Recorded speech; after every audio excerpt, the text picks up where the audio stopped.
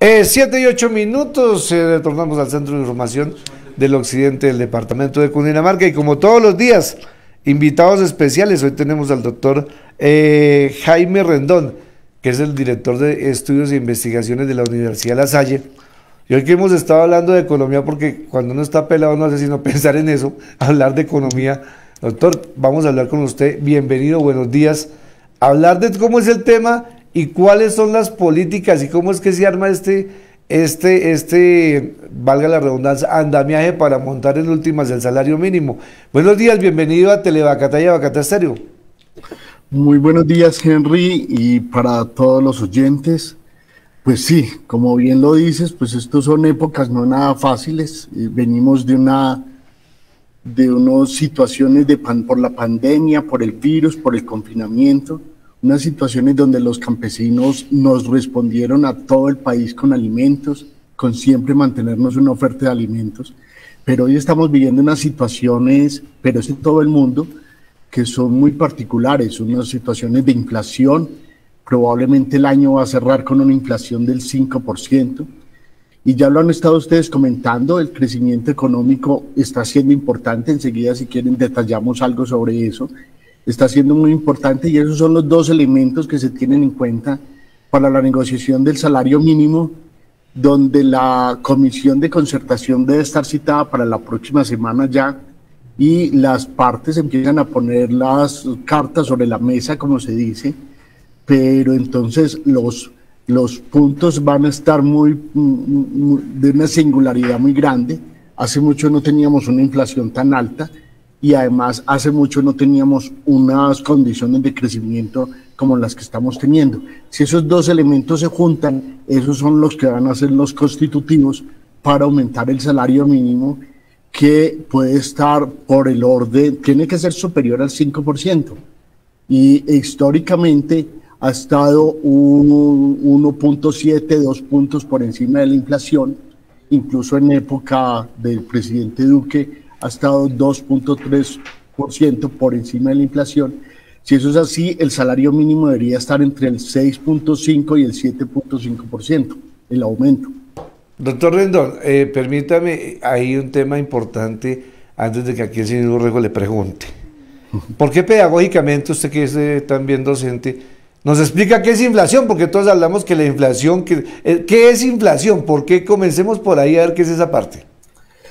La inflación es un índice, o sea, se mide a través de un índice que lo que hace es medir el incremento de los precios en la economía. Es decir, uno siempre dice, ¿y dónde merca el DANE? No, el DANE siempre merca en las mismas partes y en las mismas cantidades. Hay una canasta que son más o menos 430 bienes, y esa canasta está distribuida en grupos de gasto. Entonces, allí están las papas, el arroz, toda la comida, está la vivienda, está la recreación, está todo lo que nosotros nos podamos imaginar en 430 bienes más o menos, y eso siempre lo mide el DANE. ¿Dónde lo mide? En distintos sitios. Saca un promedio y obtiene el dato del índice. En estos momentos, frente al año anterior, los precios en términos generales han aumentado el 4.58%. Pero los alimentos, el tema de los alimentos, que es donde la gente más lo siente, ha aumentado casi el 12% en este año, en este último año. Entonces, uno puede medir la inflación en términos generales, ¿cierto? Porque es un índice generalizado de precios, pero hay unos grupos de gasto que también uno los puede enfocar, por ejemplo, los alimentos, que es donde más en estos momentos se está golpeando la canasta, y obviamente es donde la gente más concentra su gasto, su ingreso, y obviamente por eso la inflación de alimentos nos golpea tanto. ¿Qué ha pasado con los alimentos? Todo el tema del invierno, el tema de las condiciones internacionales, el tema de puertos también nos ha afectado, porque nosotros tenemos una gran oferta de alimentos importados, que es una paradoja en este país, pero esas son las condiciones que nos llevan a tener que esos precios, que esa inflación sea alta. Entonces, en definitiva, la inflación es el aumento de los precios en la economía.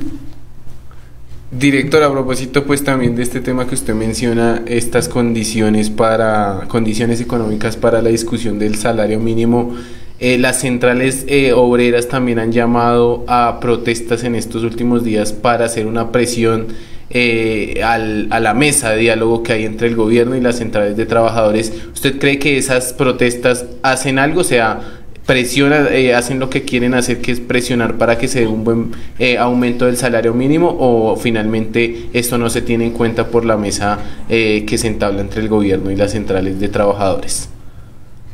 Pues la mesa está creada, es una figura institucional de este país y allí tienen asiento de manera permanente tanto empresarios como gobierno y como las centrales obreras. Y entre las centrales obreras también hay que incluir a los pensionados, que también están allí, ¿cierto?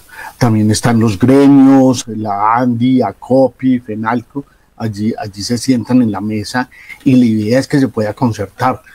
Yo creo que este es un momento muy especial para el país, en donde estamos en una importante senda de crecimiento que deberíamos de aprovechar, pero ese aprovechar implicaría que también pudiéramos tener la capacidad como país de que en esa mesa se puedan llegar a acuerdos y que esos acuerdos nos permitan encontrar metas tanto de producción como de empleo, como de calidad de vida, como de mejoramiento de las condiciones.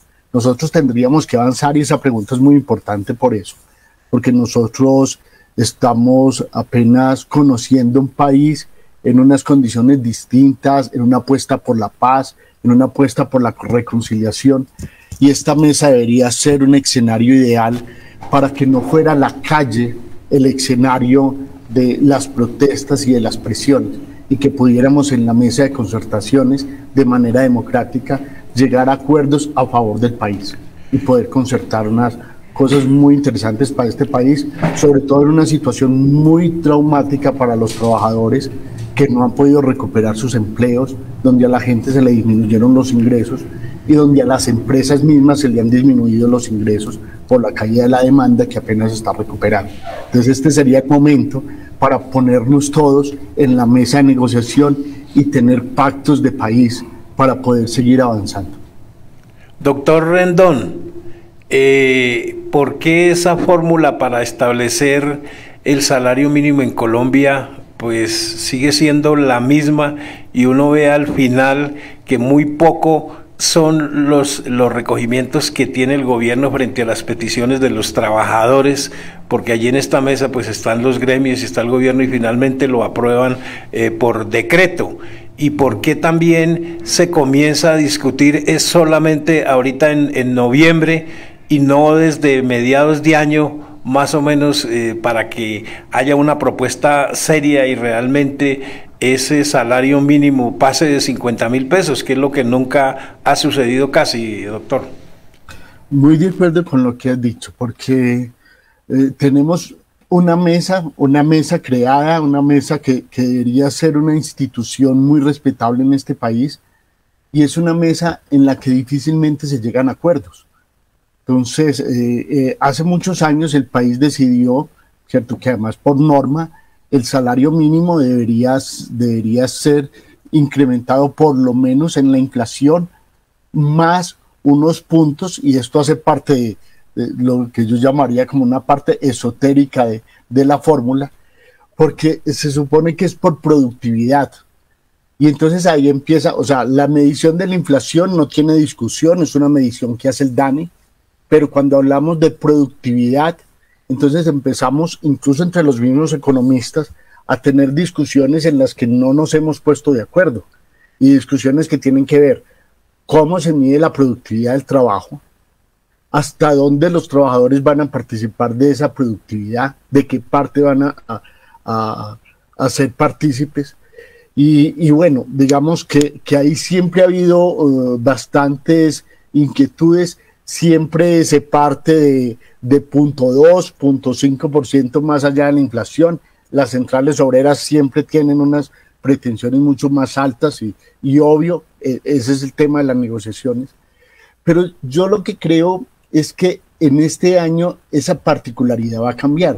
vamos a llegar con un crecimiento económico del 9-10%, en este momento estamos en el 10% anual, y eso nos va a implicar que las centrales obreras, con justa razón, van a decir, pues el crecimiento económico ha sido del 10%, tenemos una situación de menor contratación laboral, por lo tanto buena parte del crecimiento ha estado en manos de los trabajadores.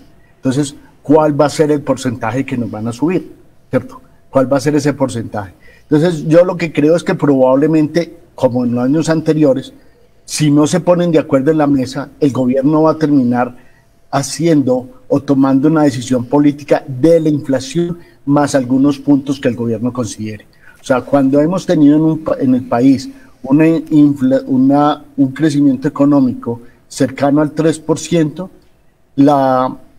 ese incremento salarial por encima de la inflación ha estado en el 1.7%, es decir, más o menos la mitad. Entonces, por eso yo pienso que el 7,5% va a ser una cifra sobre la cual se podrá pensar en las negociaciones, porque ese tema de las fórmulas va a terminar explotando en este año. Yo no creo que esa vaya a seguir siendo la fórmula para hacer. A ver, doctor Rendón, permíteme una interpelación ahí frente a la fórmula. Pasa es que en Colombia se tasa la fórmula del salario mínimo, pero aquí hay una cosa que a mí nunca me ha parecido, es que la mayoría de imposiciones en impuestos a nivel nacional vayan pegadas al salario mínimo. Caso particular en la región, en Funza la mayoría de empresas ya no pagan el salario mínimo, ya están por encima del mínimo. Esto en virtud que aquí hay mucha demanda de mano de obra y hay poca oferta, entonces las empresas se ven obligadas a ofertar más para que se le queden los trabajadores, o sea que sí pueden pagar por encima del salario mínimo. Pero si a eso le ligamos que usted para entrar a la universidad, que usted para el pago del SOAT, para el pago, todo sobre el salario mínimo, entonces esto no afecta a los 2 o 3 millones de trabajadores del salario mínimo, sino a toda la población, y yo creo que es ahí donde desde la academia o alguien que proponga que desliguen el salario mínimo de las demás imposiciones que tienen en este momento pegadas al salario mínimo, que yo creo que es la traba. Exactamente, y eso es una traba muy grande y se va volviendo como una bola de nieve, que siempre volvemos. Entonces los precios se actualizan por la inflación, por el incremento del salario mínimo, y entonces nos volvemos en una cosa de nunca acabar. Este país, yo creo que la idea de pacto debe metérsenos a todos en la cabeza. O sea, debemos hacer pacto, y esos pactos no pasan solamente por el tema del salario, ¿cierto? Hay también que hacer pactos sobre la productividad, llegar a acuerdos sobre cómo participan y cómo los trabajadores van a contribuir a esos incrementos que necesitamos en productividad. Pero ante todo, en lo que estás diciendo, ¿cómo hacemos un pacto para que los precios no se incrementen y no se vuelvan a subir de la misma forma? Porque tienes razón, cuando se hace el incremento del salario mínimo para enero, o sea, en febrero ya prácticamente los trabajadores han perdido lo que fue su incremento. Entonces, en realidad estamos haciendo un juego que es un juego perverso incluso para la estabilidad y para el bienestar de las familias. Ese pacto, esos pactos que yo creo que hay que proponerle a este país, deben pasar por pactos de precios. O sea, nosotros tenemos en el libre mercado, que todo debe ser a través del libre mercado, pero los precios de la canasta familiar, el gobierno debe entrar a actuar sobre ellos, y tanto en esa mesa con concertación se deben empezar a tomar decisiones sobre el comportamiento de esos precios. Eso es una cosa que el país tiene que trabajar. La otra parte de la pregunta anterior que me estaban haciendo tiene que ver con que el tema laboral en Colombia no es solamente un problema del salario mínimo. O sea, el salario mínimo, incluso algunos agentes quieren terminarlo, algunos gremios tienen la propuesta de terminar el salario mínimo y que pueda darse incluso por ciudades, por regiones. Eso es problemático en este país donde las condiciones y los derechos laborales son tan golpeados. Entonces, uno no debería pensar en eliminar el salario mínimo, pero sí dejar de depender del salario mínimo para muchas cosas, ¿cierto? Por ejemplo, el tema de algunos precios. Pero ese no es solamente el problema de este país, tenemos muchos problemas en los mercados laborales y tenemos que entrar a corregirlos. O sea, para la gente, en realidad, buena parte de la gente trabaja en la informalidad. Más de la mitad de la población del país trabaja en la informalidad. Y en la informalidad eso quiere decir que no tiene garantizado ni siquiera el salario mínimo. La gente sale al rebusque, eso fue parte de los problemas en la pandemia, y con las banderas rojas, recuerden ustedes y todos los oyentes. Entonces, hay que hacer unas reformas al mercado laboral. El gobierno es consciente de eso, para eso constituyó una misión laboral, una misión de empleo, que ya prácticamente tiene listas todos sus planteamientos. Paralelamente, las centrales obreras y algunas organizaciones no gubernamentales y universidades constituyeron, nosotros también estuvimos participando allí, una misión alternativa de empleo, estuvimos haciendo una serie de estudios, una serie de recomendaciones, y el gobierno tiene sobre la mesa una cantidad de estudios nacionales e internacionales muy importantes para poder enfrentar todas las deficiencias que tiene el mercado laboral. Ahora, que lo haga en esta época que estamos en plena campaña electoral, difícil, pero necesariamente el país se tiene que abocar a una gran reforma estructural del mercado laboral para poder mejorar las condiciones de la población colombiana. Doctores. Hay discusiones de todos los lados, ¿cierto? Quienes sustentan esta propuesta dicen que permitir un salario por regiones pues posibilitaría adecuar, por ejemplo, en zonas de muy alto desempleo, que ese salario mínimo que tenemos, que al último el problema es que todos tenemos que pagar seguridad social en los trabajos formales, o incluso los trabajadores independientes, como mínimo por un salario mínimo, ¿cierto? En términos generales. Entonces, si se logra bajar el salario mínimo, pues los costos en el pago de la seguridad social, y eso tiene una discusión más larga, porque ya, por ejemplo, en los temas de salud no prima así, sino en los temas de pensión. Entonces, algunos plantean que eso reduciría los costos y eso beneficiaría la contratación y la formalización del trabajo. Esa ha sido la sustentación en las últimas reformas laborales incluso, o sea, si abaratando el trabajo se logra generar más trabajo. Eso no ha sido así, eso no se ha comprobado, y lo que sí llevaría es lo que dices, a que esa reducción del salario mínimo no necesariamente conduce a mayores y a mejores empleos, sino que probablemente conduce a que los empleos hoy existentes incluso se deterioren los ingresos. El salario mínimo es en estos momentos una protección que buena parte de los trabajadores tienen, y yo creo que el país se la debe seguir pensando y que debemos seguirnos imaginando otras formas para poder incentivar los temas de la formalización del trabajo. O sea, no es solamente un problema de salario y de abaratamiento de la mano de obra como algunos sectores creen, sino que es esas posibilidades de ponernos de acuerdo sobre cuál es el país que queremos y cómo queremos que viva nuestra gente, que es donde debemos ponernos de acuerdo. Bueno, hay varios temas y esto sería muy largo el tema de discusión. Un tema sería el por qué la obligatoriedad de pagar pensión.